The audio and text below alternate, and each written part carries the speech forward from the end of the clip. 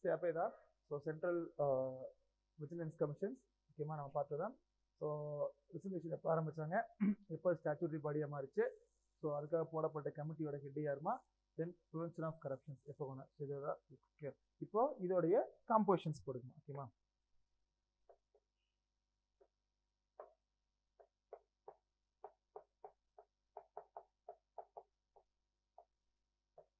அது central vigilance commission சொல்லக்கூடிய CVC உடைய அமைப்பு. எவ்வளோ சிவிசி இருப்பாங்க, எவ்வளோ விஜிலன்ஸ் கமிஷன் இருப்பாங்க அப்படின்னு பார்க்கலாம்.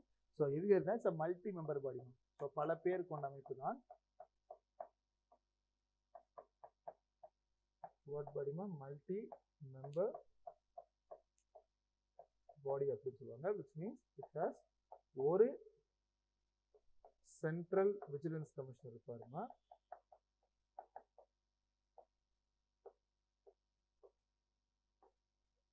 ஒரு யாருமா, ஒரு சென்ட்ரல் விஜிலன்ஸ் கமிஷனர்மா, not more than 2 vigilance commission. அப்போ மேக்ஸிமம் எவ்வளவு பேர் இருக்க முடியும், 1+2 தான். ஸோ ஒரு சென்ட்ரல் விஜிலன்ஸ் கமிஷனர் இருப்பாருமா, not more than 2 vigilance commission. அப்போ எவ்வளவு பேர் மேக்ஸிமம் இருக்கலாமா, அதிகபட்சம் ஸோ 3 பேர் இருக்கக்கூடிய அமைப்பா தான் இருக்கும். ஓகேமா, அப்போ ஆப்வியஸா இந்த 3 பேர் அப்பாயிண்ட் பண்றது யாரா இருக்கும், ரொம்ப சிம்பிள். யார் தான் அப்பாயிண்ட் பண்ணுவாங்கம்மா,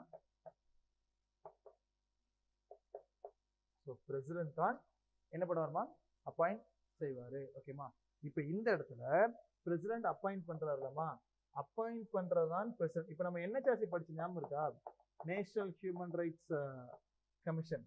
ஸோ அந்த சேர்மனையும் மெம்பர்ஸையும் அப்பாயிண்ட் பண்றதுதான் பிரசிடென்ட். ஆனா அதை செலக்ட் பண்றதுக்கு ஒரு கமிட்டி ஒன்று படிச்சோம்லமா, செலெக்ஷன் கமிட்டி அப்படின்னு சொல்லிட்டு. அந்த செலெக்ஷன் கமிட்டில 6 பேர் கொண்ட குழு இருக்குமாமா. அப்ப அந்த 6 பேர் கொண்ட குழு செலக்ட் பண்ணி ஒரு பர்சனை பிரசிடென்ட்ட கொடுப்பாங்க. பிரசிடென்ட் என்ன பண்ணுவாரு, அப்பாயிண்ட் பண்ணுவார். அதே மாதிரிதாம்மா இங்கேயும் 3 பேர் கொண்ட selection committee will be there. யாரா அந்த 3 பேர்னா, ஃபர்ஸ்ட் நோடுனா பிரைம் மினிஸ்டர் இருப்பாரு, then leader of opposition, so எதிர்கட்சி தலைவர் இருப்பாருமா, தென் தேர்ட் யாருனாமா ஒரு சென்ட்ரல் கேபினட் மினிஸ்டர்.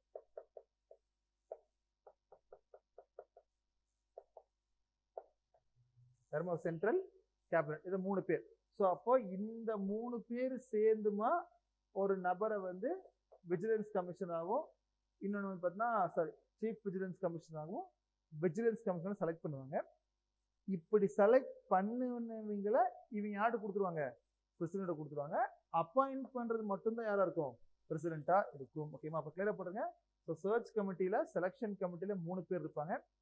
இந்த 3 பேர் செலக்ட் பண்ணி சர்ச் பண்ணி கொடுக்கப்பட்ட பர்சனை தான் யார் அப்பாயிண்ட் பண்ணுவாங்க, பிரசிடென்ட் பண்ணுவாரு, அப்பாயிண்ட் செய்வாரு. ஓகேமா, அதுக்கப்புறம் இவங்களோட tenure. So 65 years or 4 years. இங்க ஒண்ணு மட்டும் தான் 4 years வரும். மிச்சம் எல்லாமே 65(6) படிச்சிருப்பீங்க, இல்ல 62(6) படிச்சிருப்பீங்க, இல்ல 65 சென்ட்ரல் கவர்மெண்ட் சீட் படிச்சிருப்பீங்க, இல்ல 70 and 3 கூட படிச்சிருக்குமா. பட் 4 years அப்படின்னு யாருக்கு மட்டும் தான் இருக்கு, இங்க சிவிசி சொல்லக்கூடிய சென்ட்ரல் விஜிலன்ஸ் கமிஷனருக்கு மட்டும்தான் இருக்குமா. ஸோ 65 வருஷம் இல்ல maximum up to how many இயர்ஸ்மா, 4 years வரைக்கும் they can able to work. ஓகேமா, இப்போ இந்த இடத்துல இவங்களை ரிமூவ் பண்றது யாரா இருக்கு, ஆப்வியஸா ரிமூவ் பண்றது யாருதாம்மா, பிரசிடென்ட் தான் ரிமூவ் பண்ணுவாரு. ஸோ அப்பாயிண்ட் பண்றது யாருமா, பிரசிடென்ட். ஆனா அவர் அப்பாயிண்ட் பண்ற மாதிரி தான் எவ்வளவு பேர் கொண்ட செலெக்ஷன் கமிட்டி சார், ஸோ 3 பேர் கொண்ட செலெக்ஷன் கமிட்டி இருக்குமா. அந்த கமிட்டி கொடுக்கக்கூடிய மெம்பர்ஸ் என்ன பண்ணுவாரு, president end of the day appoint பண்ணுவாரு. அதோட டென்யூர் அப்படின்னு சொல்லி பார்க்குறப்ப 65 வருஷம் இல்லை எவ்வளோ வருஷம், 4 வருஷம். ஸோ எது முன்னாடி வருதோ அதுக்கு என்ன பண்ணலாம், ஒர்க் பண்ணிக்கலாம்.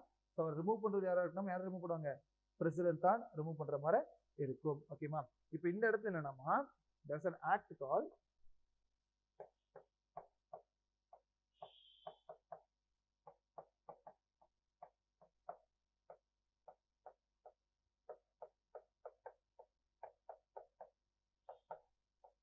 Prevention of Corruption Act 1988. இந்த சட்டம் கொண்டு இருப்பாங்க, ஊழல் தடுப்பு சட்டம், or what ma'am, prevention of what act, corruption act. So எந்த இயர் கொண்டு இருப்பாங்க, 1988 தாம்மா இந்த ஆக்ட் கொண்டு இருப்பாங்க. ஸோ சிவிசியை பொறுத்த வரைக்குமா, சென்ட்ரல் விஜிலன்ஸ் கமிஷனை பொறுத்த வரைக்கும், ஸோ எந்த ஒரு அரசாங்க நபர் வந்து இந்த ஒரு தண்டனை இந்த ஒரு சட்டத்தின் கீழே கைது செய்யப்படுறாங்களோ, இல்லை இந்த ஒரு சட்டத்தின் மூலம் விசாரிக்கப்படுறாங்களோ, அது பண்றது ஃபுல்லாக யாராத்தான் இருக்கும், விஜிலன்ஸ் கமிஷன்ஸாக தான் இருக்கும். அப்போ என்னது பேர் என்ன மாதிரி விஜிலன்ஸ். ஸோ ஒரு குற்றங்கள் நடக்கிற மாதிரி தான் அந்த குற்றங்களை நடக்காம பார்த்துக்கிட்டு என்ன இருப்பாங்க, விஜிலன்ஸ் கமிஷன்ஸாக இருப்பாங்க. Okay ma'am. இப்போ இந்த இடத்துல வந்து அழகா வச்சிருக்கோம், விசில் ப்ளோவர் அப்படின்னு சொல்லுவாங்க.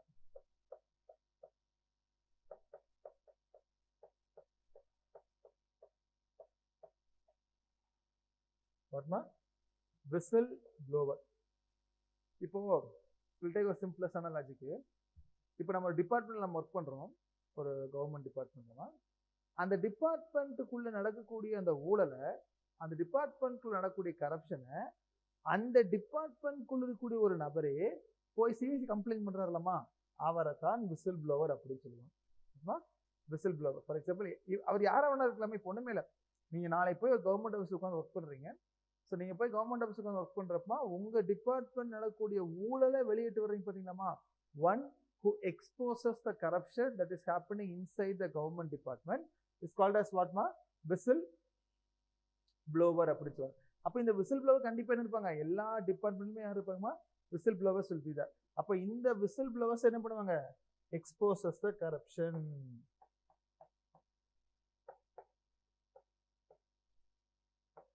ஸோ நடக்கக்கூடிய ஊழலமா வெளியே எடுத்துட்டு வந்து, அந்த வெளியே எடுத்துட்டு வந்து கொடுக்கக்கூடிய அமைப்பு என்ன அமைப்பு தான் இருக்கும் நமக்கு, இந்த விசில் ப்ளோவர்ஸ் சொல்லுவாங்க. அப்போ என்ன ஒரு ரொம்ப சிம்பிளஸ்ட் நம்ம சிவிசி, நீங்க டோன்ட் காம்ப்ளிகேட் சிவிசி. ஸோ என்ன ஒரு கணக்குனாமா, அவங்க அப்பாயிண்ட் பண்றது யாரு, அவங்களை ரிமூவ் பண்றது யாரு, ஓகேமா. ஸோ அவங்களுடைய பவர்ஸ் எல்லாம் என்னென்னவா இருக்கு, ஒரு ஆக்டை மட்டும் மைண்ட்ல வச்சுங்க. என்ன ஆக்டுமா, prevention of corruption act. So ஊழல் தடுப்பு சட்டம் சொல்லக்கூடிய சட்டம். ஸோ இந்த சட்டம் ரொம்ப ரொம்ப முக்கியமான ஒரு ஆக்டா இருக்கும்.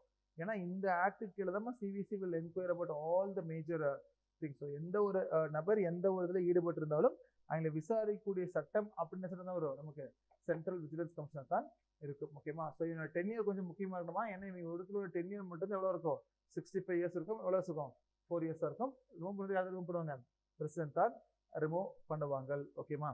சி ஓகே சி எனி டவுட்ஸ்மா சோஃபார், உங்களுக்கு ஏதாவது டவுட்ஸ் இருக்காமா இது வரைக்கும், சிவிசி வரைக்கும்? ஸோ உங்களோட national human rights commission, state human rights commission, then உங்களுடைய சிஐசி, தென் உங்களுடைய எஸ்ஐசி, தென் இப்போ சிவிசி, இந்த 5 ஆர்கனைசேஷன்ல எனி டவுட்ஸ்மா சோஃபார்?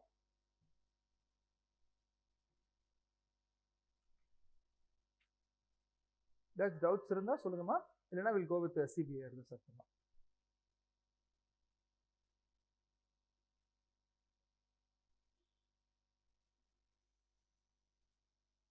அப்படியே உங்களுக்கு ஏதாவது டவுட்ஸ் இருந்தாலுமேமா நாட் அ ப்ராப்ளம். ஸோ நீங்கள் எல்லா டவுட்ஸுமே you just have a notes. ஓகேமா. ஸோ நம்ம வந்து ஸோ மோஸ்ட்லி இந்த வீக் எண்டுக்குள்ளமா ஒரு டவுட் செஷன் கிளாஸ் இருக்கு. ஸோ நாட் ஒன்லி இந்த ஆர்கனைசேஷன்ஸ், இந்த கமிஷன்ஸ் மட்டும். So right from first class பார்த்தோம்லமா, மேக்கிங் ஆஃப் கான்ஸ்டியூஷன், அரசியலமைப்பு உருவான விதம். ஸோ அந்த ஃபர்ஸ்ட் கிளாஸ்ல இருந்துமா, ஸோ இன்னைக்கு முடியக்கூடிய இன்னைக்கு கிளாஸ் வரைக்குமே கம்ப்ளீட்டாக என்னென்ன டவுட்ஸ் இருக்கோ you make sure that you have all the doubts with you. ஓகேமா. ஸோ நம்ம தனியாக ஒரு செஷனே வந்து ஃபார் பாலிட்டி டவுட் செஷன் அப்படின்னு சொல்லிட்டு வில் ஸ்டார்ட். ஓகேமா. ஸோ வந்து ஸோ ஒரு சின்ன டவுட்டாக இருந்தாலும் சரிம்மா, ஒரு பெரிய டவுட்டாக இருந்தாலும் சரி, யூ மேக் ஷுர் தட் இந்த ஒரு சப்ஜெக்டை மட்டும் வித்தவுட் அண்டர்ஸ்டாண்டிங் ஆர் நம்ம புரிஞ்சுக்கிட்டது ஒரு மாதிரி இருக்கும், ஆனால் அங்கே உண்மையான கண்டென்ட் வேற மாதிரி இருக்குமா. ஸோ இந்த ஒன்றை மட்டும் you make sure that you study clearly without any doubts or without any thing that you don't understand ஆகாமல் படிக்கிறீங்க. ஸோ அதனால் வந்து ஸோ எல்லா டவுட்ஸுமே, அதாவது அரசியலமைப்பு உருவானது, fundamental rights, fundamental justice, DPSP, amendment of constitutions, president, then vice president, நம்ம central government, state government, then you local bodies, so all those எல்லாத்தையும் கிளியராக ஒரு டைம் டவுட்ஸாக வச்சுக்கோமா. ஸோ இந்த வீக் எண்டுக்குள்ளமா will have this doubt solving sessions. ஓகேவா. So now will see put your சிபிஐமா, சென்ட்ரல் பியூரோ ஆஃப் இன்வெஸ்டிகேஷன். அடுத்த அமைப்புமா, central bureau of investigation, CBI நம்ம கேள்விப்படக்கூடிய ஒரு வேர்டு தான். ஸோ சென்ட்ரல் கவர்மெண்ட் இப்போ நமக்கு எப்படிமா ஸ்டேட் போலீஸ் எல்லாம் இருக்காங்க, ஸோ மாநிலத்தில் இருக்கக்கூடிய காவல்துறைகளாக இருக்காங்களாமா, ஸோ அந்த மாதிரி மாநிலத்தில் இருக்கக்கூடிய காவல்துறை மாதிரியே மத்தியில் இருக்கக்கூடிய ஒரு காவல்துறை இருக்காங்க, என்ன சொல்லுவாங்க, சென்ட்ரல் பியூரோ ஆஃப் இன்வெஸ்டிகேஷன் அப்படி சொல்லுவாங்க. இப்போ இந்த சிபிஐ உருவாக்கப்பட்ட வருஷம் எப்படின்னா சேம் 1963 தான் உருவாக்கியிருப்பாங்க. ஓகேம்மா, இது உருவாக்கப்பட்டதுக்கும் சேம் அதே கமிட்டி தாம்மா, ப்ரிவென்ஷன் ஆஃப் கரப்ஷன். எப்போ போடப்பட்ட கமிட்டி மாதிரி 1962 இருந்து 1964. ஸோ இடைப்பட்ட காலத்தில் போடப்பட்ட கமிட்டி என்ன கமிட்டிமா, prevention of corruption. So head office யாரா இருந்தாங்க, சந்தானம் குழு. ஸோ அந்த சந்தானம் குழு கீழமா ஸோ இந்த இடைப்பட்ட அந்த 1962-64 போடப்பட்ட அமைப்பின் மூலமும் உருவாக்கப்பட்டது இந்த படியுமே சிவிசி. ஆனா என்ன ஒரு கணக்குனமா, சிவிசியை பொறுத்த வரைக்கும் இட் இஸ் ரொம்ப முக்கியமான point, it's neither a statutory body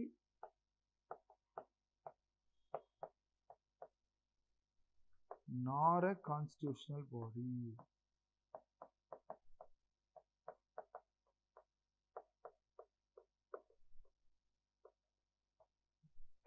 என்னமா சொல்றாங்க, இது வந்து ஒரு சட்டப்பூர்வ அமைப்பான்னு கேட்டா கிடையாதுமா, ஏன்னா எந்த ஒரு சட்டத்தின் மூலமாகவும் எதை உருவாக்கப்படல.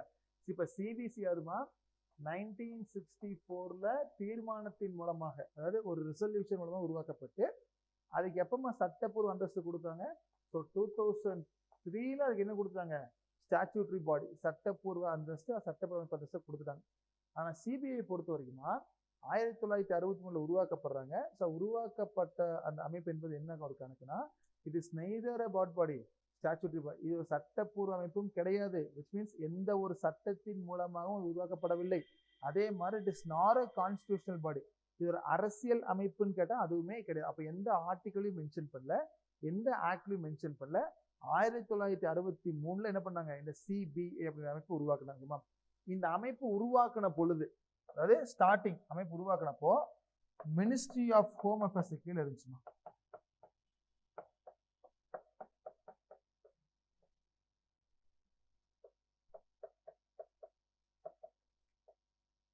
ரொம்ப முக்கியமா இந்த அமைப்பை உருவாக்கும் பொழுது, which means when this organization started in the year 1963, so இது ஆப்வியஸா என்ன அமைச்சர்கள் இருந்துச்சு, ஹோம் மினிஸ்ட்ரிக்கு மட்டும் தான் இருந்துச்சு. ஆனால் ஒரு காலத்துக்கு அப்புறம் என்ன பண்ணிட்டாங்கன்னா, மினிஸ்ட்ரிஸ் ஆஃப் ஹோம் அஃபேர்ஸ் இருந்து எடுத்து இந்த அமைப்பை மினிஸ்ட்ரி ஆஃப் பர்சனல் கீழே போட்டாங்க.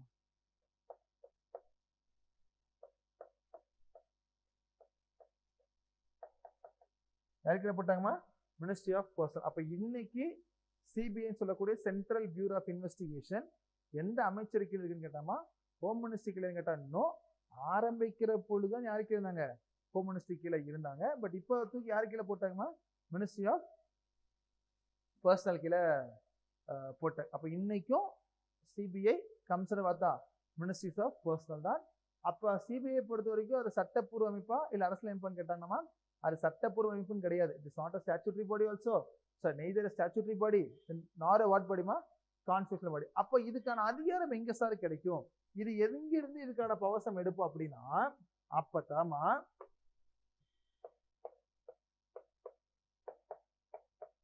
டெல்லி ஸ்பெஷல் போலீஸ்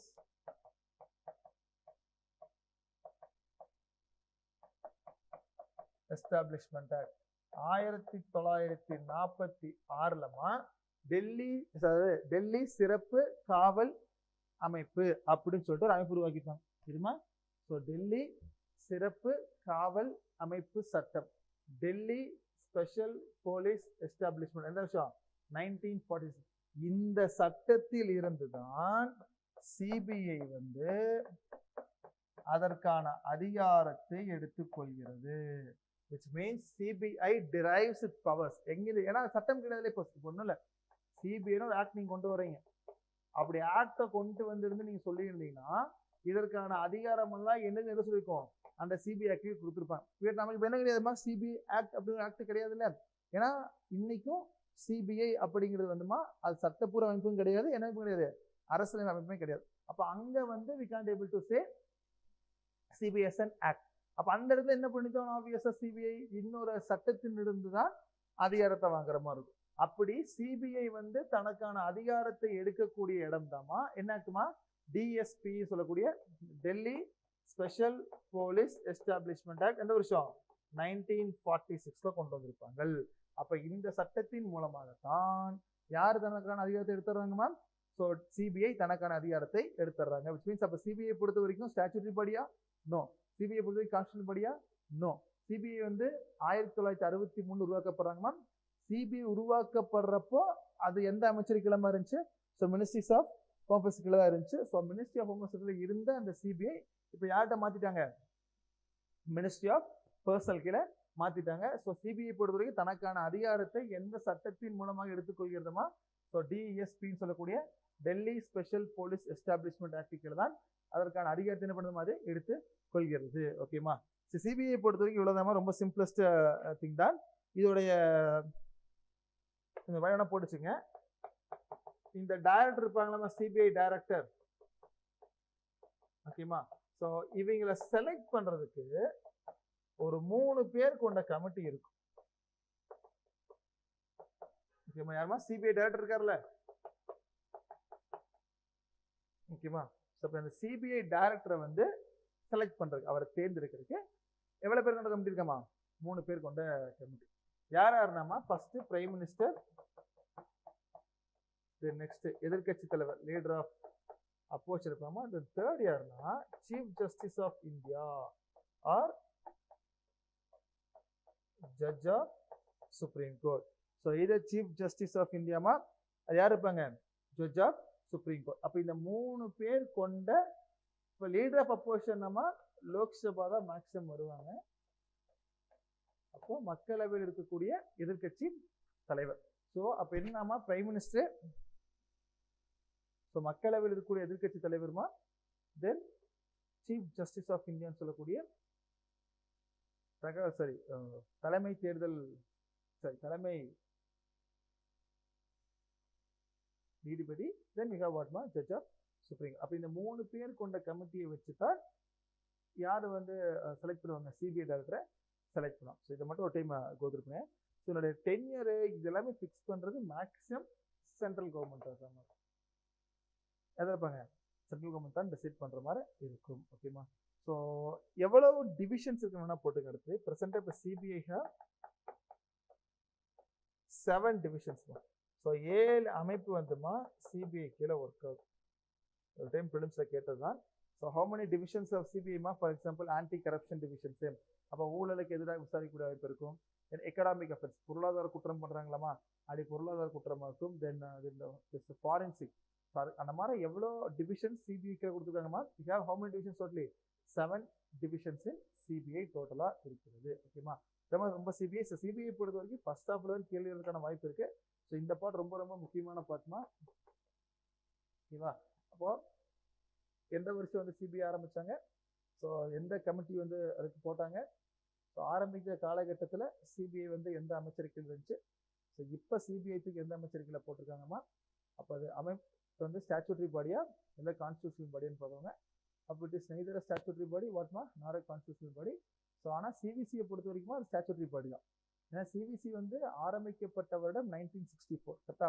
இப்போ 1964ல் சிவிசி ஆரம்பித்தாலும் அப்போ வந்து சட்டப்பூர்வ அமைப்பு கிடையாது. அது எப்போ சட்டப்பூர்வ அமைப்பாக மாறிச்சுமா, இந்த இயர் 2003ல் தான் பிகம் வாட் பாடி, ஸ்டாச்சுட்டரி பாடியாக மாறிச்சு. பட் சிபிஐ பொறுத்த வரைக்கும் அது இன்னும் என்ன பாடி தான், நெய்தர் ஸ்டாச்சுட்டரி பாடி நாட் கான்ஸ்டியூஷனல் பாடியாக தான் இருக்கும். ஓகேவா, ஓகே. இப்போ நவ் புட் நெக்ஸ்ட்மா லோக்பால் அண்ட் லோக், சொல்லுங்கம்மா.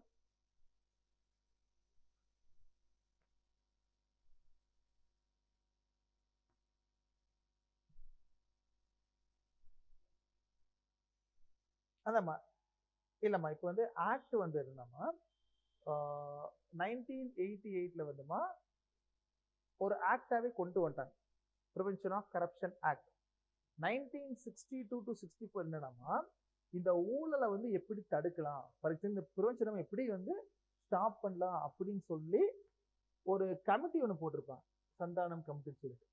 இந்த கமிட்டி எதுக்காக போட்டிருக்காங்க, ஸோ ஃபியூச்சர்ல இனிமேல் இந்தியாவில் இந்த கரப்ஷனை நம்ம எப்படி ஸ்டாப் பண்ணலாம் அப்படின்னு சொல்லி அந்த கரப்ஷனை ஸ்டாப் பண்றதுக்காக அந்த ரெக்கமெண்டேஷனுக்காக ஒரு கமிட்டி தான் 1962 to 64. ஓகேமா. ஆனா 1988ல பார்லிமெண்ட் என்ன பண்ணிட்டாங்கம்மா, ஒரு ஆக்டே பாஸ் பண்ணிட்டாங்க. என்ன act? Prevention of corruption act. அப்போ ஆக்டா சட்டமா மாறின வருஷம் 1988. பட் இந்த ஊழலை எப்படி நம்ம ஸ்டாப் பண்ணலாம் அப்படிங்கிற பேரை வச்சுமா ஒரு கமிட்டி மட்டும் போடப்பட்டதாமா 62 to 64. It's just a committee, that's it. Santhanam committee. இந்த கமிட்டி எதுக்கு போட்டிருக்காங்கன்னா எப்படி இந்தியாவில் ஃபியூச்சர்ல இந்த கரப்ஷனை ப்ரிவென்ட் பண்றதுக்காக ஒரு கமிட்டி போட்டிருப்பாங்க, அவ்வளவுதான். அந்த கமிட்டி சொன்ன ரெக்கமெண்டேஷன் படி 2 அமைப்பு உருவாயிருக்கும், சிவிசி உருவாயிருக்கும், சிபிஐ உருவாயிருக்கும். ஸோ இப்போ சிவிசி சிபிஐ ரெண்டுமே உருவானதுக்கு அப்புறமா இவங்களை வந்து விசாரிக்கிறதுக்கு ஒரு சட்டம் இருந்தால் நல்லா இருக்குன்னு சொல்லிட்டு அந்த அமைப்பு உருவானதுக்கு அப்புறம் உருவாக்கப்பட்ட சட்டம் தான் prevention of corruption act.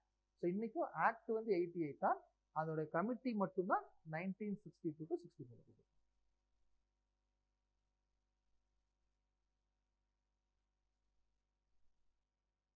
Okay. So now put next one, Lokpal and Lok Ayuktas.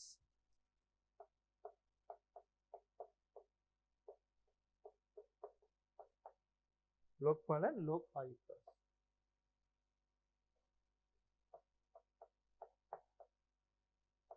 See, இது நீங்க கேள்விப்பட்டிருப்பீங்களான்னு தெரியல, சிம்பிளஸ்ட் திங் தான். ஓகேமா. ஸோ லோக்பால்னா ஒண்ணுமே இல்லை, சென்ட்ரல் கவர்மெண்ட் இருக்குல்லம்மா, மத்திய அரசுல நடக்கக்கூடிய ஊழலை விசாரிக்கிறதுக்கான அமைப்பு தான்மா லோக்பால். அப்ப any corruption happening in central government, so மத்திய அரசாங்கத்தில் நடக்கக்கூடிய ஊழல்கள், ஃபார் எக்ஸாம்பிள் அமைச்சர், prime ministers, group B officer, group C, group D, இந்த மாதிரி பெரிய பெரிய மத்திய அரசாங்கத்தில் இருக்கக்கூடிய அந்த நபர் இருப்பாங்களா, அவங்க மேல ஏதாச்சும் ஒரு ஊழல் குற்றம் வந்துச்சுன்னா அதை விசாரிக்கக்கூடிய ஜஸ்ட் என்கொயரி பாடி என்ன படியா இருக்கும், லோக்பாலா இருக்கும். அப்போ லோக் ஆயுக்தனா ரொம்ப சிம்பிளா இருக்கும், என்ன கவர்மெண்டா இருக்கும், ஸ்டேட் கவர்மெண்ட். ஸோ அப்போ ஸ்டேட் கவர்மெண்ட்ல நடக்கக்கூடிய அந்த கரப்ஷனை விசாரிக்கிறதுக்காக உருவாக்கப்பட்ட அமைப்பு தான் என்ன அமைப்பா இருக்குமா, லோக் ஆயுக்தாவா இருக்கும். அப்போ ரொம்ப சிம்பிள் தான். So Lokpal and Lok Ayukta. So Lokpal அப்படின்னா சென்ட்ரல் கவர்மெண்ட்ல நடக்கக்கூடிய கரப்ஷனை விசாரிக்கிறதுக்கான அமைப்பு தான் லோக்பால். அப்போ இப்போ நினைச்சு பாருங்களேன், சிவிசி எதை விசாரிப்பாங்க, கரப்ஷன். சிபிஐ எதை விசாரிக்கிறாங்க, சேம் கரப்ஷன். அதே மாதிரி இன்னொரு அமைப்பு நமக்கு என்ன இருக்கு, லோக்பால். இப்போ இந்த மூணுமே வேற வேற அமைப்பா இருந்தாலுமா இந்த மூணுடைய காமன் திங் என்னன்னா சென்ட்ரல் கவர்மெண்ட் நடக்கக்கூடிய, சென்ட்ரல் கவர்மெண்ட் எம்ப்ளாயிஸ் நடக்கக்கூடிய அந்த கரப்ஷனை ஸ்டாப் பண்றதுக்கு உருவாக்கப்பட்டது. ஓகேவா. அப்போ சென்ட்ரல் கவர்மெண்ட் நடக்கக்கூடிய கரப்ஷன் விசாரிக்கிறதுக்கு லோக்பால், ஸ்டேட் கவர்மெண்ட் கரப்ஷன் நடக்கக்கூடிய யாருமா, லோக் ஆயுக்தாஸா இருப்பாங்க. ஓகேமா. இப்போ என்ன ஒரு கணக்குனா, இந்த லோக்பாலும் லோக் ஆயுக்தான் கொண்டு வரலான்ட்டு ரொம்ப வருஷமா ட்ரை பண்ணிட்டே இருந்தாங்கம்மா. இப்போ நீங்க நினைச்சுப்பாங்களேன், பிரைம் மினிஸ்டர், சீஃப் மினிஸ்டர் இவங்க மேலேயும் தரணும் விசாரிக்கலாமா.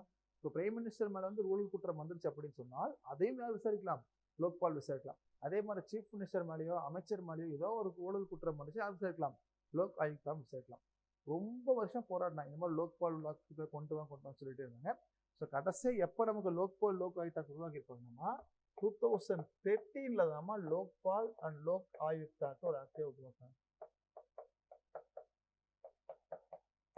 ஸோ 2013 அப்ப லோக்பால் லோக் ஆயுக்தா ஆக்ட் அப்படின்னு சொல்லிட்டாங்க.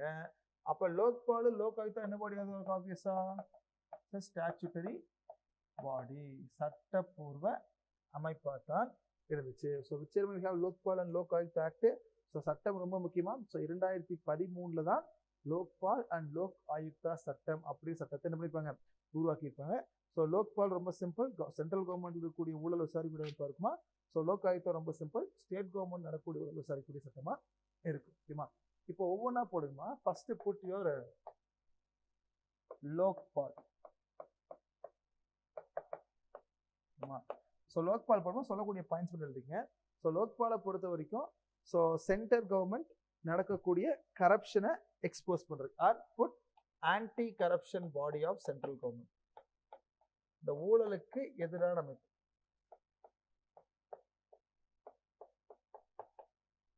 Anti corruption body of central government. அப்போ பக்கத்தாலேயே லோக் ஆயுக்தா போட்டு என்ன எழுதுறீங்க? ஆன்டி கரப்ஷன், இந்த ஊழலுக்கு எதிரான அமைப்பு தான். ஆனால் என்ன கவர்மெண்ட் இருக்கு நமக்கு? State government. ஓகேவா? ஸோ லோக்பால்னா ஒன்றுமே இல்லைம்மா, சென்ட்ரல் கவர்மெண்ட்டுக்கு எதிராக நடக்கக்கூடிய ஊழலை விசாரிக்கக்கூடிய அமைப்பு தான்மா லோக்பால். ஸ்டேட் கவர்மெண்ட்டுக்கு எதிராக நடக்கக்கூடிய ஊழல் விசாரிக்கணும் இருக்கும் லோக் ஆயுக்தாவா இருக்கும். ஓகேமா? இப்போ அதுக்கப்புறம் என்னம்மா, லோக்பாலை பொறுத்த வரைக்கும் சேர்பர்சன் இருப்பாரு, ஒரு சேர்பர்சன் இருப்பாருமா, பிளஸ் மேக்சிமம் 8 உறுப்பினர் இருக்கலாம்.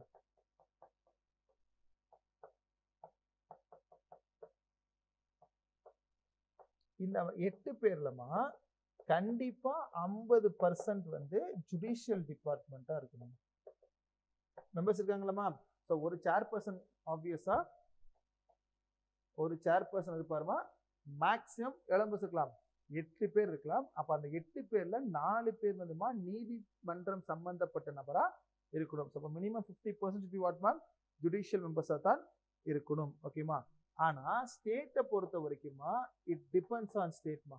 ஏன்னா ஒவ்வொரு மாநிலத்திலையும் ஒவ்வொரு மாதிரி இருப்பாங்க. ஏன்னா எல்லா மாநிலத்திலையும் ஒரே மாதிரி லோக் ஆயுக்தா இருக்குமான்னு கேட்டா கிடையாதுமா. ஏன்னா லோக்பால் சென்ட்ரல்ல ஒண்ணு தானமா இருக்கு, அப்போ ஒண்ணு. பட் லோக் ஆயுக்தாவை பொறுத்த வரைக்குமா மேக்சிமம் அந்த ஸ்டேட் கவர்மெண்ட்ல எப்படி டிசைட் பண்றாங்களோ அந்த ஸ்டேட் கவர்மெண்ட் டிசைட் பண்ற மாதிரி இருக்கலாம். ஒரு சேர்பர்சன் 2 மெம்பர்ஸ் இருக்கலாம், இல்ல ஒரு சேர்பர்சன் 3 மெம்பர்ஸ் இருக்கலாம். அது எல்லாம் முடிவு பண்றது யாருதான்? அந்த சம்பந்தப்பட்ட மாநிலம் தான். அப்போ 2 பாயிண்டே போடுவோமா, anti corruption body of central கவர்மெண்ட்னா யாருமா? Lokpal. So anti corruption body of state கவர்மெண்ட்னா யாருமா? லோக் ஆயுக்தா. அப்போ லோக்பால் எவ்வளோ சேர்பர்சன் இருப்பாங்கம்மா? ஒரு சேர்பர்சன் இருப்பாங்க. ஸோ மேக்ஸிமம் எவ்வளோ மெம்பர்ஸ் இருக்கலாம்? 8 மெம்பர்ஸ் மேக்ஸிமம் இருக்கலாமா? ஸோ 80 எவ்வளோ பர்சன்ட் அதில் ஜுடிஷியல் இருக்கணும்? அதில் 50% ஜுடிஷியல் இருக்கணும். ஸோ லோக் ஆயுக்தாவை பொறுத்த வரைக்கும் யார் டிசைட் பண்ணுறதா?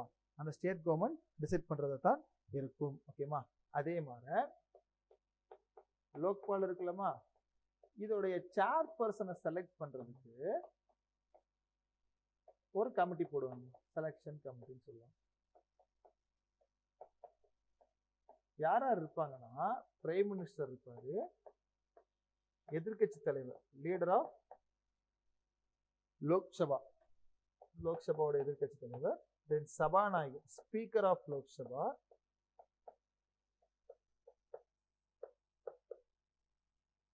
then fourth யாருமா? சீஃப் ஜஸ்டிஸ் ஆஃப் இந்தியா இருக்கலாம், or judge of supreme court. then fifth யாருமா? Eminent jurist. நம்ம இந்த வேர்டு ஆல்ரெடி பார்த்துருக்கோம்லமா. ஸோ சுப்ரீம் கோர்ட் ஜட்ஜில் நம்ம படிச்சிருப்போம் குவாலிஃபிகேஷன்ல. ஸோ பிரசிடென்ட்னால நல்ல பெயர் பெற்ற ஒரு நபர் என்ன சொல்லுவோம்? Eminent jurist. அப்போ கணக்கு பார்த்தீங்கன்னா யாரா இருக்கலாம் செலெக்ஷன் கமிட்டிலமா? பிரைம் மினிஸ்டர் 5 பேர் கொண்ட செலெக்ஷன் கமிட்டி. இப்போ பிரைம் மினிஸ்டர் தான் அதில் ஹெட் ஆஃப் ஆஃபீஸா, நோ டவுட். ஸோ எதிர்கட்சி தலைவருமா, ஸோ மக்களவையில் லோக்சபாவில் இருக்கக்கூடிய எதிர்கட்சி தலைவர், தென் ஸ்பீக்கர் ஆஃப் வாட்மா? லோக்சபா. ஸோ லோக்சபாவுடைய ஸ்பீக்கர்மா, then supreme court, sorry either chief justice of இந்தியாவாக இருக்கலாம், அது யாராக இருக்கலாம்? ஜட்ஜ் ஆஃப் சுப்ரீம் கோர்ட்டாக இருக்கலாமா? கடைசி என்ன ஜூரிஸ்ட்மா? Eminent jurist. இப்போ இந்த 5 பேர் கொண்ட கமிட்டி மூலமாக தான் யாரை சூஸ் பண்ணுவாங்க? சேர்பர்சனை சூஸ் பண்ணுவாங்க. ஓகேமா? அப்போ அதே மாதிரி தான் நம்ம ஸ்டேட்டுக்கும் அங்கே பிரைம் மினிஸ்டர், அங்கே யார் இருப்பாங்க? சீஃப் மினிஸ்டர் இருப்பாங்க. அங்கே லீடர் ஆஃப் அப்போசிஷனா, அங்கேயும் சேம் லீடர் ஆஃப் அப்போசிஷன். அங்கேயும் ஸ்பீக்கர் ஆஃப் லோக்சபாவா, அப்போ இங்கே ஸ்பீக்கர் ஆஃப் அசம்பிளி, சட்டமன்றத்தில் இருக்கக்கூடிய சபாநாயகர். Then fourth chief justice of high court, அந்த மாநிலத்தில் இருக்கக்கூடிய உயர் நீதிமன்றத்தின் தலைமை நீதிபதி. ஓகேமா? Then fifth note of eminent jurist. So 2 பேருக்குமேமா செலெக்ஷன் கமிட்டி சேம் தான். அங்க 5 பேர், இங்கேயும் 5 பேர் தான். இங்க பிரைம் மினிஸ்டர் இருப்பாங்க, இங்க யார் இருப்பாங்க? Chief minister. இங்கேயும் லீடர் ஆஃப் அப்போசிஷன் வந்துருவாமா, இங்கே யார் வந்துருவாங்க? லீடர் ஆஃப் அப்போசிஷன் வந்துருவாங்க. ஸோ இங்கேயும் லோக்சபாவுடைய ஸ்பீக்கர் வருமா, அப்போ ஆப்வியஸ் இங்கே யார் தான்? அசம்பிளியுடைய ஸ்பீக்கர் இருப்பாரு. So chief justice of India இருப்பாருமா, இங்கே சீஃப் ஜஸ்டிஸ் ஆஃப் பார்மா ஹைகோர்ட் இருப்பார். ஸோ இங்கேயும் எமினன்ட் ஜூரிஸ்ட்மா, இங்கே யார் இருப்பாங்க? எமினன்ட் ஜூரிஸ்ட் தான். இதான் லோக்பால் அண்ட் லோக் ஆயுக்தா. ஓகேமா? தென் அதுக்கப்புறமா டென்யூர். டென்யூரை பொறுத்த வரைக்கும் லோக்பாலுக்குமா 5 years or 65 years. But Lok ஆயுக்தாவை பொறுத்த வரைக்குமா ஒரே மாதிரி இருக்குமான்னு கேட்டா இருக்காது. But most of the state, பெரும்பான்மையான மாநிலங்கள்லமா சேம் 5 years ஆர் 65 years வரும். இது கிளியரா போட்டிருக்குமா? எல்லா ஸ்டேட்லயும் ஒரே மாதிரி இருக்காதுமா. Most of the states what would be the tenure of Lok Ayukta chairperson மெம்பர்ஸ்மா? ஸோ 5 years இருக்கலாம். how many yearsமா? 65 years இருக்கலாம். ஓகேமா? தென் நெக்ஸ்ட், இப்போ இந்த லோக்பாலை பொறுத்த வரைக்கும், இந்த லோக் ஆயுக்தாவை பொறுத்த வரைக்கும், so Lokpal is only one. எங்க இருக்கும்? சென்ட்ரல்ல மட்டும்தான் இருக்கும். எந்த வருஷம் ஆரம்பிச்சாங்கம்மா? 2013 தான் சட்டமா கொண்டு வந்தாங்க. அதுக்கு முன்னாடி சின்ன சின்ன சின்ன சின்ன ஆன்டி கரப்ஷன்ஸ் இருந்துச்சுமா. பட் சட்டமா உருவாக்கப்பட்ட வருடம் எந்த வருடம் தான்? 2013 தான். ஆனா ஸ்டேட்ஸை பொறுத்த வரைக்கும் என்னன்னா, ஈவன் 2013 லோக்பால் லோக் ஆயுக்தா காமன் சட்டமா வர்றதுக்கு முன்னாடியே நிறைய மாநிலங்கள் இந்த லோக் ஆயுக்தா மாற அமைப்பு உருவாக்க ஆரம்பிச்சாங்க. அப்படி 1971 மகாராஷ்டிரா மாநிலம் தாமா முதல் மாநிலம் எதை உருவாக்கியிருப்பாங்க? லோக் ஆயுக்தா அப்படின்னு அமைப்பு உருவாக்கியிருப்பாங்க. நிறைய டைம் பிலிம்ஸ்ல கேட்கக்கூடிய கேள்விதான். ஸோ முதல்ல இந்த மாநில நடக்கக்கூடிய ஊழலுக்கு எதிரான இந்த லோக் ஆயுக்தா போன்ற அமைப்பை உருவாக்கப்பட்ட முதல் மாநிலம் எந்த மாநிலம் தான்? மகாராஷ்டிரா தான். எந்த வருஷமா? 1971 கொண்டு வராங்க. The first state to introduce whatமா? Lok Ayukta. ஆனா என்ன ஒரு கணக்குனாமா, ஸோ 1971 என்னதான் மகாராஷ்டிரா கொண்டு வந்தாலும், முக்கியமா 1970 இதுக்கு முன்னாடி, அதாவது ஒரு வருஷத்துக்கு முன்னாடி நம்ம ஒடிஷா இருக்கு பார்த்தீங்களாமா. ஸோ ஒடிஷா அப்படிங்கிறது ஒரு சட்டம் பாஸ் பண்ணியிருப்பாங்க. So Odisha they passed an act in 1970 for Lok Ayukta like that. But அது எப்போ நடைமுறைக்கு வந்திருக்குனாமா 1983 தான் நடைமுறைக்கு வந்திருக்கு. ஓகே தானமா? ஸோ ஒடிஷா தான் 1970 இந்த லோக் ஆயுக்தா அப்படிங்கிற அமைப்புக்கு ஒரு சட்டப்பூர்வ அந்தஸ்து இல்ல சட்டப்பூர்வ அமைப்பு கொண்டு வரலாம் சொல்லி நினைச்சிருப்பாங்க. பட் 1970 அவங்க ரெசல்யூஷனை பாஸ் பண்ணாலும் அதற்காக உருவாக்கப்பட்ட வருடம் 1983 தான். அப்படி கணக்கு பார்க்குறப்ப இதுதான் first state to have Lok Ayukta. ஏன்னா 1971 எதுக்கு சட்டம் வந்தாச்சுமா? லோக் ஆயுக்தாக்கு சட்டம் வந்தாச்சு. அப்ப எப்படி கேள்வி கேட்கலாம்னா, முதல்ல இந்த லோக் ஆயுக்தாக்கு தீர்மானத்தை நிறைவேற்றின மாநிலம் எதுனா ஒடிஷா. பட் முதல்லமா லோக் ஆயுக்தா அப்படிங்கிற அமைப்பு உருவாக்கப்பட்ட மாநிலம் எந்த மாநிலம் தான்? No doubt it's the first state. So Maharashtra is the first ஸ்டேட்டாவே கொண்டு வந்திருப்பாங்க. ஓகேமா? அப்ப இன்னொரு கேள்வி எப்படி கேட்கலாமா, எது ஸ்ட்ராங்கஸ்ட் லோக் ஆயுக்தான்னு கேட்பாங்க.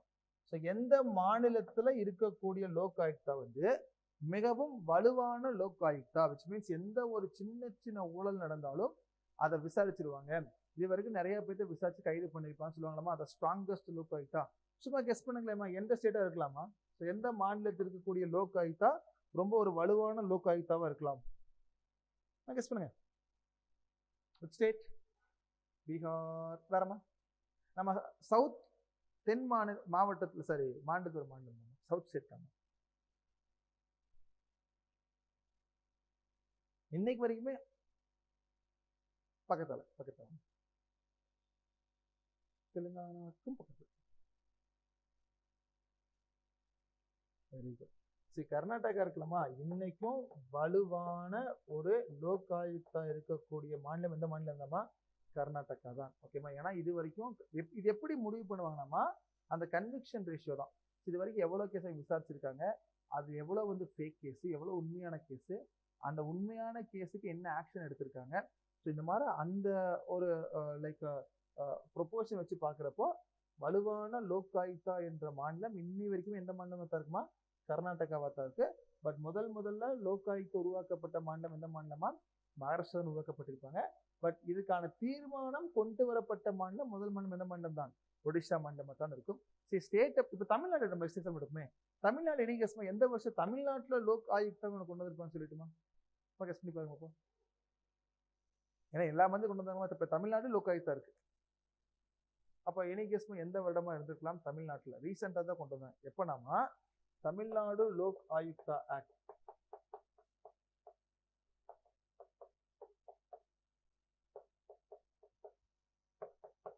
2018 தான் உருவாக்குறாங்க.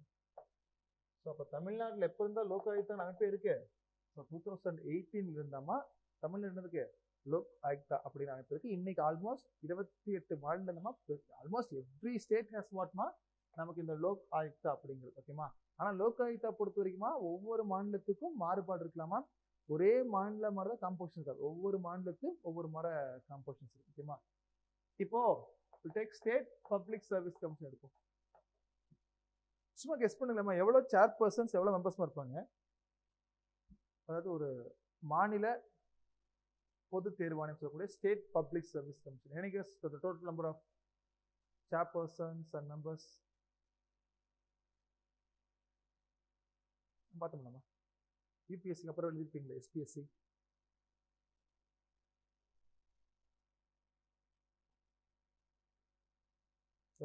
எவ்வளோ சேர்மன் இருப்பாங்க, எவ்வளோ மெம்பர்ஸ் இருப்பாங்கன்னு சொல்லட்டுமா? ஸ்டேட் பப்ளிக் சர்வீஸ் கமிஷன்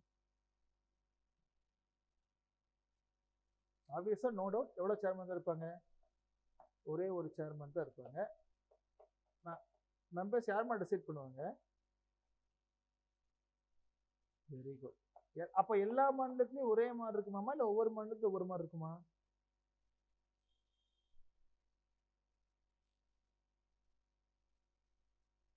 இல்லைம்மா, இப்போ எப்படின்னாமா, இப்போ தமிழ்நாடு நம்ம எடுத்துக்குவோம், ஒரு சேர்மன் இருப்பாங்க தமிழ்நாடு டிஎன்பிசிலமா, ஒரு சேர்மன் பிளஸ் 5 மெம்பர்ஸாக இருக்கலாம், 6 மெம்பர்ஸாக இருக்கலாம், 7 மெம்பர்ஸாக இருக்கலாம், 8 இருக்கலாம், 9 இருக்கலாம், 10 இருக்கலாம். ஏன்னா அதோடைய ஸ்ட்ரென்த்தை ஃபுல்லாக முடிவு பண்ணி சம்பந்தப்பட்ட ஆளுநர் தானமா. அப்போ இன்னைக்கு வில் டேக் சிக்கிம் போன்ற மாநிலம். ஓகேமா. அப்போ மக்கள் தொகை ரொம்ப கம்மியாக தான் இருக்கு. அப்போ அங்கிருந்து கவர்மெண்ட் எக்ஸாம் எழுதி போகக்கூடிய நம்பர்ஸ் ரொம்ப கம்மியாக தான் இருப்பாங்க. இப்போ அந்த இடத்துல நமக்கு வந்து 15 மெம்பர்ஸ் நமக்கு தேவைப்படுமான்னு கேட்டால் தேவை கிடையாது. பட் இன்னைக்கு தமிழ்நாடு போன்ற ஸ்டேட் இருக்குன்னா ரொம்ப மக்கள் தொகை ஜாஸ்தியாக இருப்பாங்க, நம்ம நிறையா பேர் எக்ஸாம்ஸ் எழுதுவாங்க, நிறைய பேர் எக்ஸாம்ஸ் கண்டக்ட் பண்ற மாதிரி இருக்கும். அப்போ இங்க மெம்பர்ஸ் எப்படி இருப்பாங்க? அதிகமாக தான் இருப்பாங்க. அப்போ எல்லா ஸ்டேட்லையும் ஒரே மாதிரி மெம்பர்ஸ் இருப்பான்னு கேட்டால் இருக்கிற வாய்ப்புகள் கம்மியாக தான் இருக்கும். அதனால தான் யூபிஎஸ்சி ஆகட்டும் எஸ்பிஎஸ்சி ஆகட்டும் அதோடைய மெம்பர்ஸோடைய ஸ்ட்ரென்த்தை டிசைட் பண்ணக்கூடிய அதிகாரத்தை யூபிஎஸ்சியில் வந்து பிரசிடென்ட்டை கொடுத்துட்டாங்கன்னா, எஸ்பிஎஸ்சி யாருக்கு கொடுத்துட்டாங்க? கவர்னர் விட்ட. ஸோ ஒர்க் லோடுக்கு ஏற்ற மாதிரி மெம்பர்ஸ் யார் டிசைட் பண்ணிக்கலாம்? கவர்னர்ஸ் டிசைட் பண்ணிக்கலாம். குட். அதே மாதிரி எஸ்பிஎஸ்சியோடைய டென்யூர் எவ்வளோ வருஷம் இருக்கும்? அந்த சேர்மன் ஆகட்டும் இந்த மெம்பர்ஸ் ஆகட்டும் எவ்வளோ வருஷம் ஒர்க் பண்ணலாம் எஸ்பிஎஸ்சிக்கு?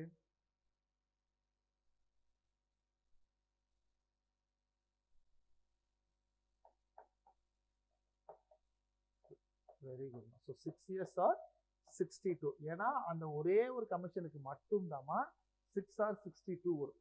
நீங்கள் எல்லாமே 6 or 65 படிச்சிருப்பீங்க. Even 5 or 65 or 4 or 65. 62 years அப்படிங்கிறது யாருக்கு மட்டும்தான் நமக்கு வரும்? எஸ்பி எஸ்சியோட பர்சன் மட்டும்தான் வரும். குட். அதே மாதிரி தான் இப்போ எஸ்பிஎஸ்சியோடைய சேர்மனையும் மெம்பர்ஸையும் ரிமூவ் பண்ணுற அதிகாரம் யாருக்குமா இருக்கு? அப்பாயிண்ட் பண்ணுறது கவர்னர் பண்ணிதான் நோ ப்ராப்ளம். அவங்களை யாருமா ரிமூவ் பண்ணலாம்? ஸ்டேட் பப்ளிக் சர்வீஸ் கமிஷன் சொல்லக்கூடிய இந்த மாநில. Very good. ஸோ பிரசிடென்ட் தான் ரிமூவ் பண்ணுவார். சரி, இது எப்படின்னா கொஷின்ஸ் இப்படி தான் இருக்கும். ரொம்ப ஈஸியஸ்ட் திங் தான் கான்ஸ்டியூஷன் அண்ட் யுவர் நான் கான்ஸ்டியூஷனல் பாடிஸ் யார் அப்பாயிண்ட் பண்ணுறாங்க, அவங்களை யார் ரிமூவ் பண்ணுவாங்க, அவங்களுடைய டென்யூர் எவ்வளோ வருஷம் இருக்கும், இந்த அமைப்போடைய காம்போசிஷன்ஸ் எவ்வளோ பேர் இருப்பாங்க, அதே மாதிரி இந்த கமிஷனுடைய பவர்ஸ் எல்லாம் என்னென்ன. ஓகேமா. Now will take election commission, தேர்தல் ஆணையம். அப்போ தேர்தல் ஆணையத்துடைய டென்யூர்மா அதோடைய சீஃப் எலெக்ஷன் கமிஷன். ஏன்னா இப்போ ரீசெண்டாக எலெக்ஷன் போயிட்டு இருக்கலாமா, இப்போ எலெக்ஷன் முடிய போதில்லை. அப்போ இந்த குரூப் 4 எக்ஸாமில் we may expect question from what? தேர்தல் ஆணையம். அப்போ எலெக்ஷன் கமிஷனுடைய டென்யூர் எவ்வளோ வருஷமா இருக்கும் நமக்கு? Very good. ஸோ 6 வருஷமா இல்லை 65 வருஷமா இருக்கும். மல்டி மெம்பர் பாடியா சிங்கிள் மெம்பர் பாடியா இன்னைக்கு as of now? Multi members bodies. Good.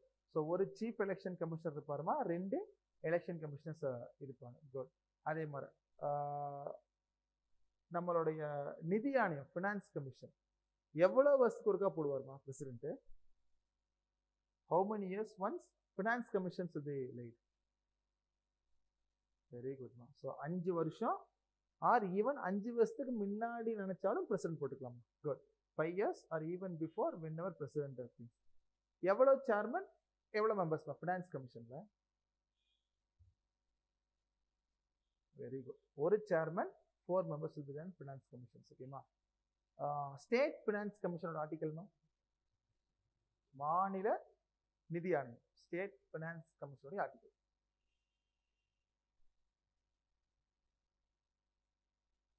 ஏன்னா சென்ட்ரல் கவர்மெண்ட்ல இருந்து ஃபண்டை ஸ்டேட் கவர்மெண்ட்டுக்கு தரதுக்கு தான் ஃபினான்ஸ் கமிஷன்.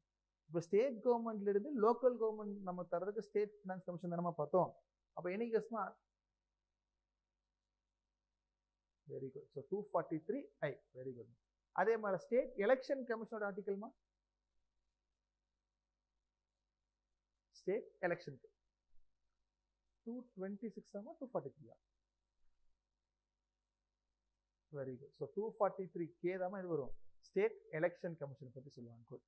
அதே மாதிரி எந்த அமெண்ட்மெண்ட் வந்து நேஷனல் கமிஷன் ஃபார் SC/ST ரெண்டா பிரிச்சுமா? which amendment was used to bifurcate 80? very good. which year? 2003 very good. so 89th amendment act of 2003 dama SC தனியா போச்சு, ST தனியா போச்சு. BC க்கு வந்த வருஷமா national commission for BC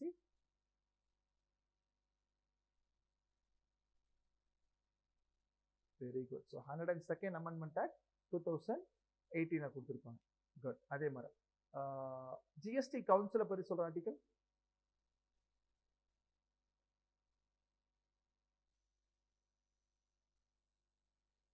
$279A very good. Who's the chairman of GST கவுன்சில்மா? இதோடையும் கேள்வியை கேட்டிருந்தாங்க. GST மாநாட்டுடைய chairman union very good. So union finance minister தான் GST கவுன்சிலுடைய சேர்மனா இருப்பாங்க. குட். அதே மாதிரி CAG உடைய டென்யூர் எவ்வளோமா? காம்ப்ட்ரோலர் அண்ட் ஆடிட்டர் ஜெனரல், கணக்கு மற்றும் தணிக்கையாளர். Very good. 6 years or 65 years. அவரை யாருமா ரிமூவ் பண்ணுவாங்க? பிரசிடென்ட். குட். இப்போ ஓகே வில் டேக் ஒரு சிம்பிளஸ்ட் திங் இருக்கும். ஜட்ஜஸ் என்கொயரி ஆக்ட் ஒன்று படிச்ச ஞாபகம் இருக்காமா? வருஷம் நீதிபதி விசாரணை சட்டம். என்னைக்கு கஸ்மா எந்த வருஷம் ஜட்ஜஸ் என்கொயரி ஆக்ட் அப்படின்னு சொல்லிட்டு நம்ம சுப்ரீம் கோர்ட், ஹை கோர்ட் அதை எடுத்து பாருங்களேன். ஜட்ஜஸ் ரிமூவல் எழுதிருப்பீங்க. ஸோ ஜட்ஜை வந்து ரிமூவ் பண்ணுற மாதிரி தான் அந்த ஜட்ஜை ரிமூவ் பண்ணுறதுக்கான சட்டம் தாமா நீதிபதி விசாரணை சட்டம். Or what act? Judges enquiry act. அப்போ என்னைக்கு கஸ்மா which we have judges enquiry act? 1968 very good. இப்போ என்ன ஒரு சினாரியோனா இந்த ஆக்ட் கீழே தான், இந்த ஆக்ட் ஜட்ஜஸ் என்கொயரி ஆக்ட் நீதிபதி விசாரணை சட்டத்துக்கு கீழே தான் சுப்ரீம் கோர்ட் ஜட்ஜை ரிமூவ் பண்ணுவாங்க. இந்த ஆக்ட் கீழே தாமா ஹை கோர்ட் ஜட்ஜை ரிமூவ் பண்ணுவாங்க. இந்த ஆக்ட் கீழே தான் சீஃப் எலெக்ஷன் கமிஷனரையும் ரிமூவ் பண்ணுவாங்க. இந்த ஆக்ட் கீழே தான் CAG கணக்கு மற்றும் தணிக்கையாளர் ரிமூவ் பண்ணுவாங்க. இந்த ஆக்ட் கீழே தான் ஸ்டேட் எலெக்ஷன் கமிஷனரையும் ரிமூவ் பண்ணுவாங்க.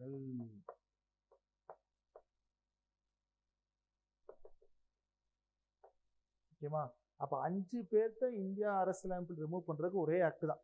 யாருமா? உங்களுடைய சுப்ரீம் கோர்ட் ஜட்ஜு, உங்களுடைய ஹை கோர்ட் ஜட்ஜு, உங்களுடைய சீஃப் எலெக்ஷன் கமிஷனர், உங்களுடைய வாட்மா CAGன்னு சொல்லக்கூடிய கணக்கு மற்றும் தணிக்கையாளர், தென் கடைசி யாருமா? State election commissioner. ஸோ மாநில தேர்தல் ஆணையர். ஓகேமா? இப்போ இந்த ஆக்ட் என்ன சொல்லுதுனாமா ஜட்ஜஸ் என்கொயரி ஆக்ட் 1968 பொறுத்த வரைக்கும் இப்போ ஒரு இதை நீங்க எழுதிருமா பாயிண்டாவே எழுதுங்க. Now put judges enquiry. இப்போ இந்த 5 போட்டுங்க. ஸோ இந்த சட்டத்தின் கீழே யாரெல்லாம் ரிமூவ் பண்ணுவாங்கன்னு சொல்லிட்டு ஃபர்ஸ்ட் யாரு? சுப்ரீம் கோர்ட் ஜட்ஜு, செகண்ட் யாருமா? High court judge, then chief election commissioner அதாவது தலைமை தேர்தல் ஆணையர், then CAG comptroller and auditor general, then finally what? State election commissioner. ஓகேமா? இப்போ இந்த ஆக்ட் கீழே எப்படி இவங்க ரிமூவ் பண்ணுவாங்கன்னா ஃபர்ஸ்ட் எப்படின்னா ஒரு judge of supreme court high court remove பண்ற மாதிரி இருந்தா அதற்கான ரிசல்யூஷன், அதற்கான தீர்மானத்தை நீங்க எய்தர்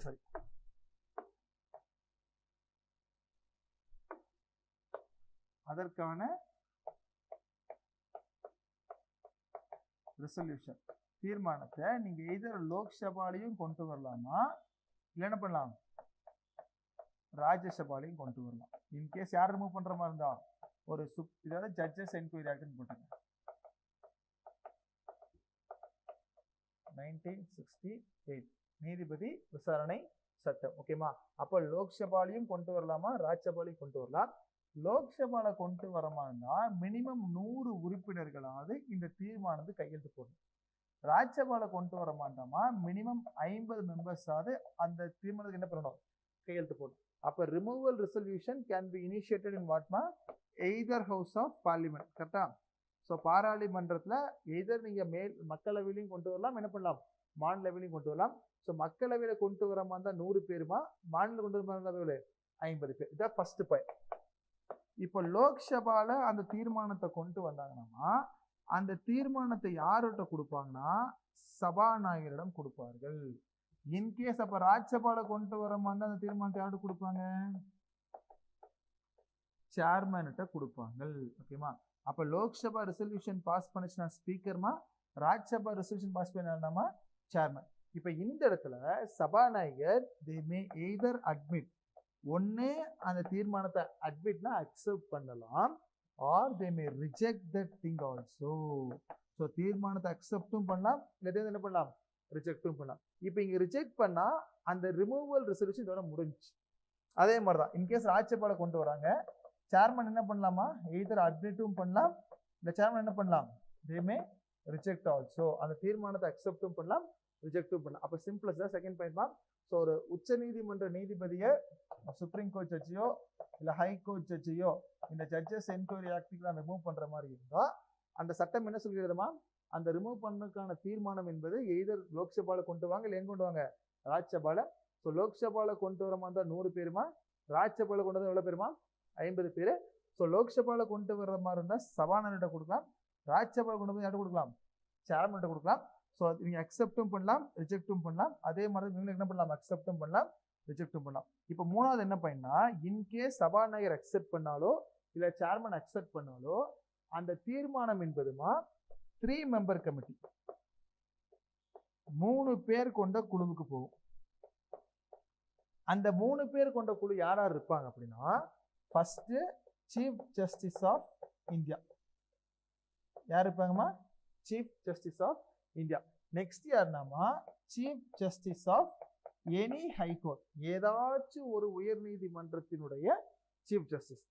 தேர்ட் யார் இருப்பாங்கன்னா eminent jurist.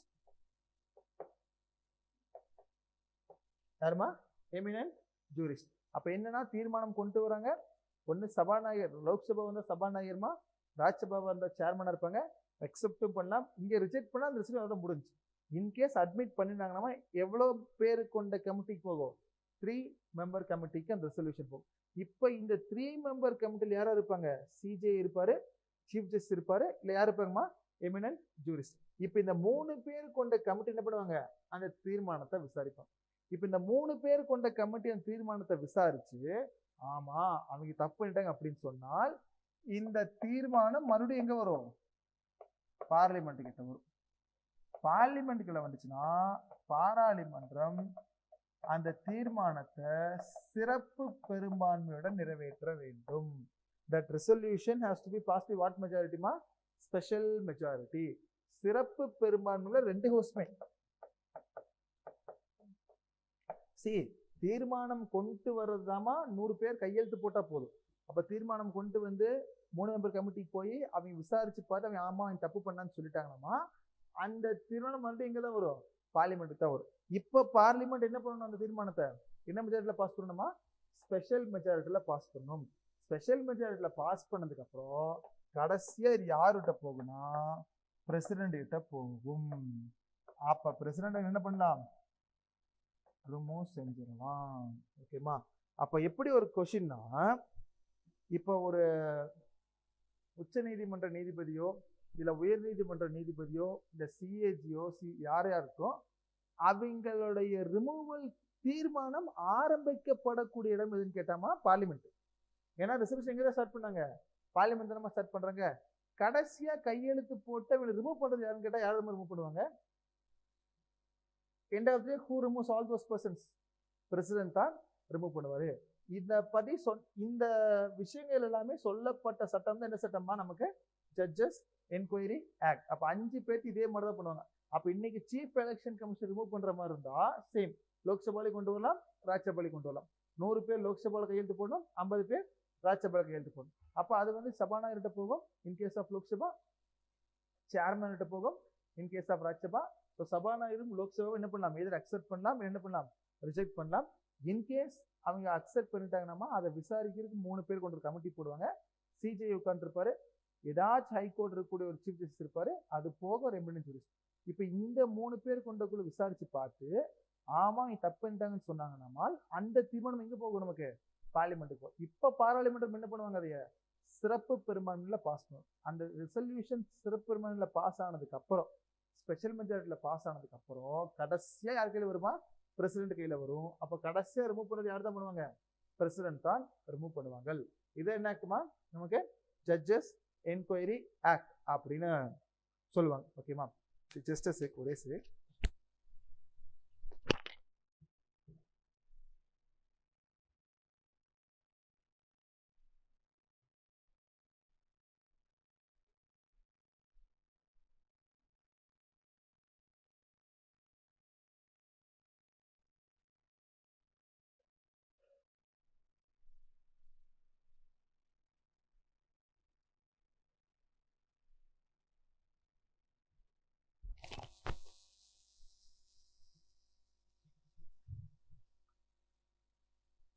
So any doubts in judges enquiry act ma? சொல்லுங்கம்மா, சொல்லுங்க.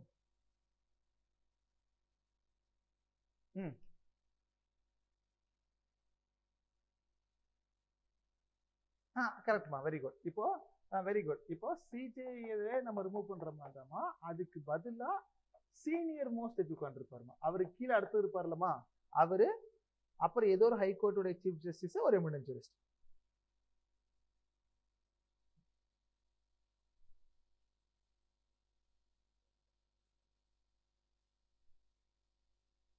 அங்கேயே கேன்சல் ஆயிருமா, அவ்வளவுதான்.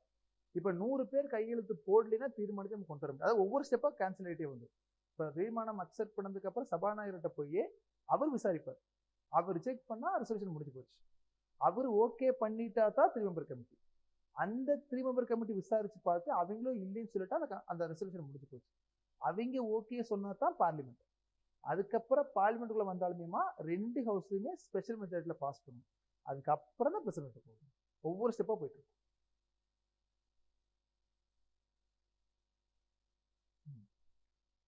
any other doubts for any others ma? See, இப்போ இன்னும் 2 பாடிஸ் மட்டும் தான் இருக்கும். நாளைக்கு வந்து will see your NIA, so தேசிய புலனாய்வு ஆணையம், நேஷனல் இன்வெஸ்டிகேஷன் ஏஜென்சி இருக்கும். தென் டிசாஸ்டர் மேனேஜ்மெண்ட், அது கொஞ்சம் முக்கியமா இருக்குமா. ஸோ இந்த தேசிய பேரிடர் மேலாண்மை ஆணையம் சொல்லுவாங்க. ஓகேமா, ஸோ அந்த ரெண்டோட உங்களோட நான் கான்ஸ்டியூஷனல் பாடிஸ் முடிஞ்சிடும். ஸோ முடிஞ்சதுக்கு அப்புறமா நம்ம இந்த மத்திய மாநில ஒரு டைம் பார்த்துடலாமா, சென்டர் ஸ்டேட் ரிலேஷன். உங்களுக்கு குரூப் 4 அது இல்லை, பட் இருந்தாலும் அது ஒரு டைம் பார்த்துக்கலாம். ஸோ ஃபெடரலிசம்னா என்ன, கூட்டாட்சி அப்படின்னா என்ன, இந்த நெருக்கடி நிலை சொல்கிறோம்லமா, எமர்ஜென்சினா என்ன, எதுக்காக எமர்ஜென்சி கொண்டு வராங்க, ஸோ அந்த ஒரு பார்ட்டை மட்டும் நாளைக்கு பார்த்துடலாம். ஓகேவா. ஸோ ஃப்ரைடே மோஸ்ட்லி உங்களோட டவுட் செஷனாக தான் இருக்கும். ஸோ என்னென்ன டவுட்ஸ் இருக்கோ, not only in polity, so இது வேறு ஏதாவது சப்ஜெக்ட் உங்களுக்கு டவுட் இருக்கும் அப்படின்னாலுமே, so will have entire session for your doubt கிளாரிஃபிகேஷன்மா. ஸோ மோஸ்ட்லி யூடியூப் வீடியோஸாக இருக்காது, நம்ம ஃபஸ்ட்டு பழையபடி பார்த்தோம்ல, ஸோ அந்த மாதிரி தான் இருக்கும் மோஸ்ட்லி. ஸோ அதுக்கேற்ற மாதிரி டவுட்ஸ் ஃபுல்லாக ஒரு டைம் கிளியராக எழுதி வச்சுங்க. ஸோ ஃபுல்லாக ஒரு டைம் ரிவைஸ் பண்ணிருக்குமா. ஓகேவா sir, almost you have completely done with your part. 2-3 topics மட்டும் தான் இருக்கும், சின்ன டாபிக்ஸ் தான். ஸோ ஸ்கூல் புக்ஸ் ஒரு டைம் பார்த்துங்க, as I always say, notes ஒரு டைம் கிளியராக பார்த்துக்குமா. So it's more then enough for your group. ஓகேமா, ரிவைஸ் சொல்லுங்கம்மா.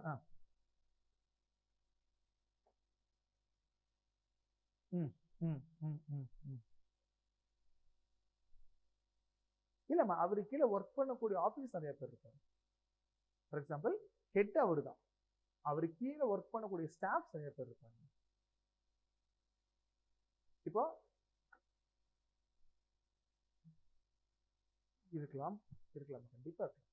ஆனா என்னன்னா, நமக்கு தனித்தனியா சிஹெச் இருக்காது. ஃபார் எக்ஸாம்பிள் எப்படின்னா, will take prime minister for central government, chief minister for state government, mayor for municipality, இது தனித்தனியாக பிரிச்சு கொடுத்துறாங்க. ஆனால் சிஏஜி பொறுத்தவரைக்கும் ஒரே சிஏஜி தான், அவருக்கு கீழே ஒர்க் பண்ணக்கூடிய மெம்பர்ஸ் நிறைய பேர் இருக்காங்க.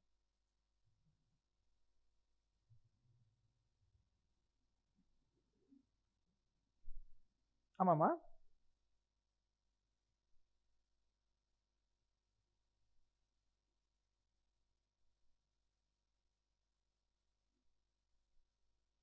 டைப்ஸ் ஆஃப் முனிசிபாலிட்டிஸ் எழுதுது இல்லைம்மா இப்போ அந்த ஆக்டோட நிற்குது இல்லைம்மா. சரி, done done done will complete that tomorrow sir. ஓகேம்மா, நாளைக்கு முடிச்சிருவோம். நாளைக்கு ரீவைன் மட்டும் பண்ணுங்க. இந்த என்ஐஏவோ டிசாஸ்டர் முடிஞ்சுன்னே சொல்லுங்க, நம்ம முனிசிபாலிட்டிஸ் முடிச்சிடலாம்.